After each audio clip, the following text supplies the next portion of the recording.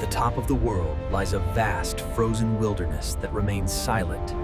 Once a frozen fortress of solitude, the Arctic is melting.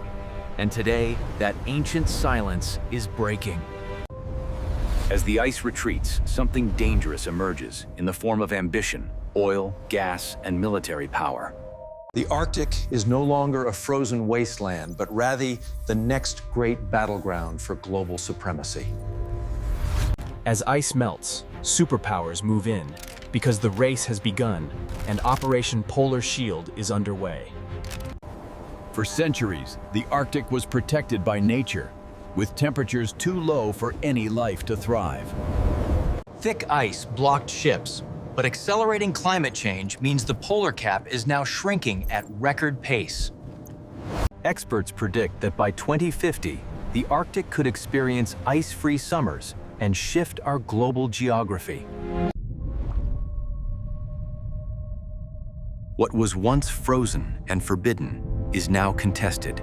With massive natural gas reserves exist here, and whoever controls them controls a new era of energy and trade. This conflict is about more than resources, because the Arctic strategically connects the Atlantic and the Pacific Oceans. It is a shortcut between continents and a gateway to dominance, where control means faster trade and surveillance. Unrestricted access to northern borders is geography's final gift to those who are bold enough to seize it. Now the great powers of America, Russia, and China are continually converging at the top of the world. Russia has prepared for this moment more than any other nation, since it owns half the Arctic coastline. They built 50 military outposts along the northern frontier, including radar stations, airfields, and massive missile bases.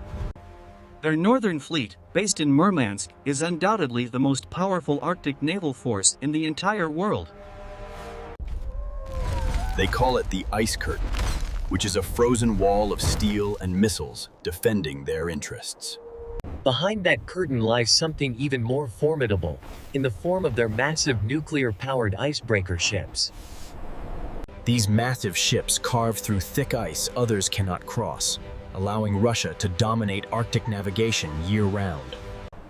While others talk strategy, Russia acts and builds, because for Moscow, the Arctic is truly its manifest destiny. For decades, the United States treated the Arctic as an afterthought, where Alaska offered proximity, but no policy. As Russian activity expanded and China arrived, Washington began to realize the serious danger of its own inaction.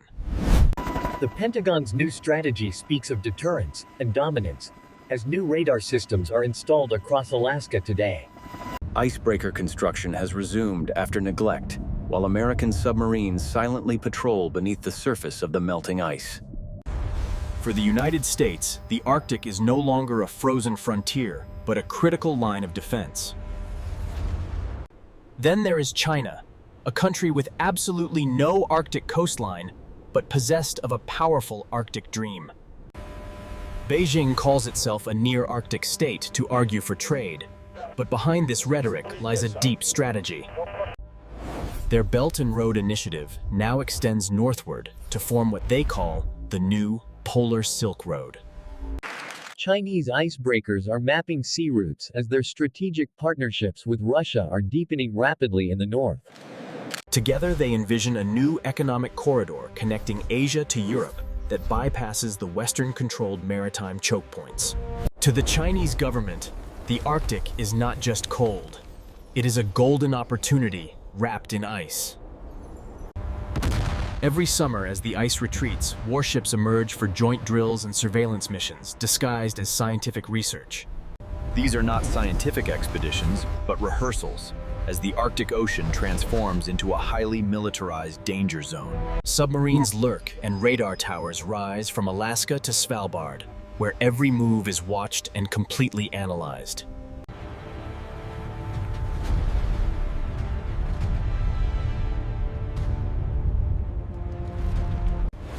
Analysts call it the new Cold War, literally, as the Arctic is once again a major global frontline.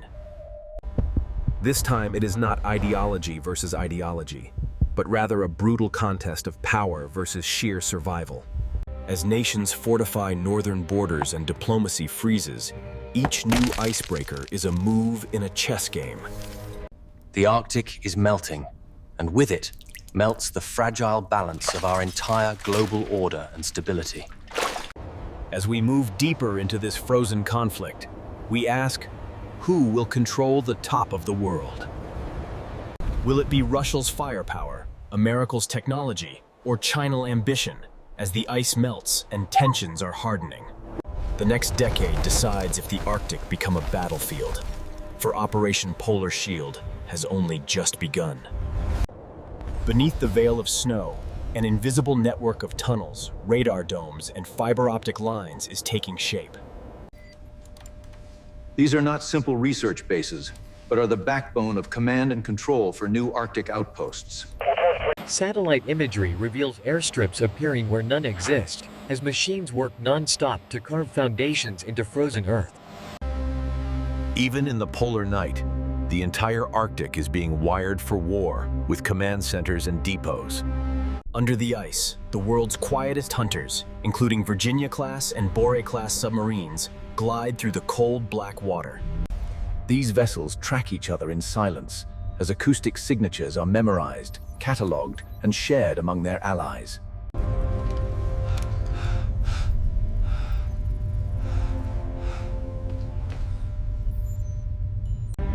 There are no borders here, only immense pressure, darkness, and the hum of reactors in the deep ocean. NATO now pivots north as Norway hosts new rapid deployment units that are trained for the extreme cold weather. Finland and Sweden joining the alliance redraws the Arctic map, giving NATO direct access to the polar frontier. Joint drills like Trident Juncture test logistics in temperatures that can kill a human in mere minutes. The message to Moscow is unmistakable, because the Arctic will not be ceded to them without a contest.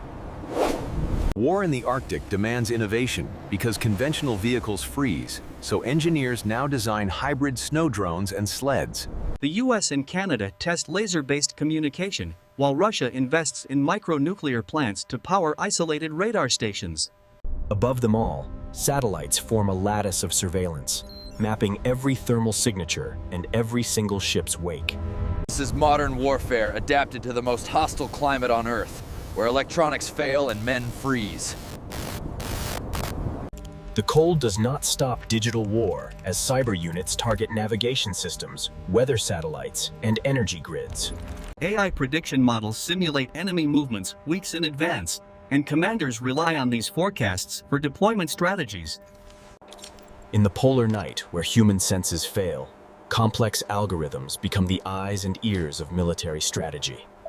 A single concepted line of code could reroute a submarine or ground an entire squadron in the north.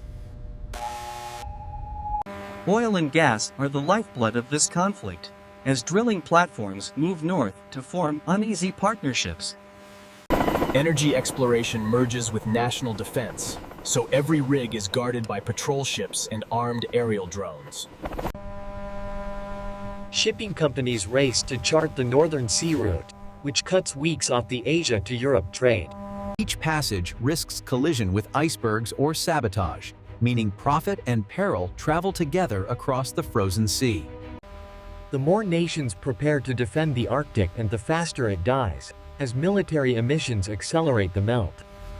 Melting permafrost releases ancient methane, fueling the very climate instability that is currently driving this global resource race. The region's wildlife, including bears and seals, has become collateral damage in this human struggle for global dominance. It is the ultimate irony that humanity is weaponizing the dangerous consequences of its own warming planet today. Out of necessity, Moscow and Beijing draw closer through joint icebreaker missions, energy deals, and shared surveillance data. While Russia provides territory and experience, China offers capital and technology to plan new shipping routes and pipelines.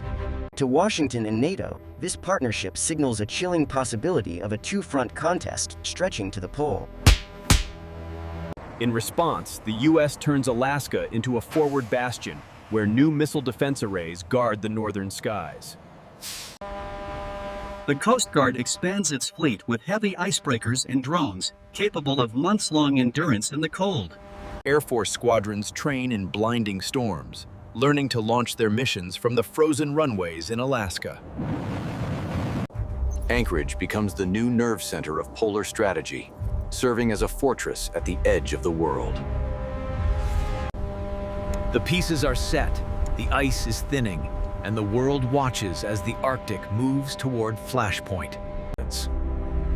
The next phase reveals how economic ambitions, secret technologies, and political mistrust intertwine beneath. As temperatures rise, so does the risk of a confrontation that no one can contain in the north. The ice hides more than secrets because it hides intentions, and Operation Polar Shield has only just begun. The Arctic night stretches for months, swallowing sunlight and sound. But beneath that dark, the world is moving. Ships cut new lanes through thinning ice, while satellites beam live imagery of every single fleet movement made. Deep beneath the frozen surface, silent submarines glide and wait, while every side calls its buildup purely defensive. Yet every radar installation and nuclear-powered vessel makes peace more fragile as the Arctic becomes a pressure point. It starts small with a U-2 reconnaissance plane shadowing a Russian patrol, or Chinese vessels drifting too close. A submarine surfaces in neutral waters, and no one agrees why. But each encounter currently ends with restraint. Tension is cumulative, so a single misjudgment or electronic glitch could ignite a chain of escalation across continents. The world has seen this movie before, but never with nuclear submarines beneath the melting ice of the North. As the decade advances, the Arctic morphs from exploration zone to contested frontier, with more military installations coming. New Arctic treaties are drafted but not trusted, as superpowers race not for conquest, but for strategic positioning. Control the Arctic, and you control the future flow of goods, energy, and information between East and West. It is no longer about territory, but about leverage. And leverage in the modern world is absolutely everything. Nature is no longer a bystander, as rising sea levels threaten coastal bases and permafrost collapses beneath runways. Ships navigate unpredictable waters, filled with drifting icebergs that sensors can barely track in the rough, icy seas. The same warming that fuels ambition undermines it, as the Arctic's instability becomes both a weapon and weakness. Innovation continues in the shadows as nanosensors monitor enemy movements and hypersonic missiles are tested near Siberia. The US Navy develops dark drones, which are autonomous underwater craft that communicate only through coded magnetic pulses. China tests satellites capable of detecting thermal signatures, turning the Arctic into a layered chessboard of invisible moves. In Brussels, NATO finalizes a new command structure called Arctic Joint Command, which is codenamed Operation Polar Shield. Its mission is to protect northern approaches, secure global trade routes, and counter adversary expansion in the region. Headquartered between Norway and Iceland, it unites intelligence from 15 nations as drone swarms patrol the freezing skies. For the first time, the Arctic has its own battlefield network that is active, automated, and always watching. Strategists warn of a nightmare scenario, which is a chain reaction triggered by confusion, rather than by aggression. A Russian drone collides with a NATO surveillance craft, and AI systems misinterpret it as a direct strike. Submarines surface, warships mobilize, and communications freeze in a region where seconds mean survival. The line between signal and threat is razor thin, so the Arctic becomes the spark in a global storm. Amid the machinery and fear, humanity remains. As scientists, diplomats, and indigenous... They remind us that the Arctic is not just a prize, but a pulse, regulating the planet's climate. If conflict erupts here, it will not stop with borders, but will ripple through oceans, economies, and ecosystems. The Arctic does not belong to one nation, but rather it belongs to everyone, and to the future. In the final analysis, the Arctic's greatest danger is not missiles or submarines, but the sheer force of ambition. Each nation sees itself as protector, yet all are participants in the same slow destruction as ice melts. Competition intensifies as the isolated region becomes strategic, and the question is no longer who will win it. The question is not who wins, but rather what will survive when the ice is finally all gone. As final icebergs drift into memory and the sun returns, the Arctic will reveal what humanity has become.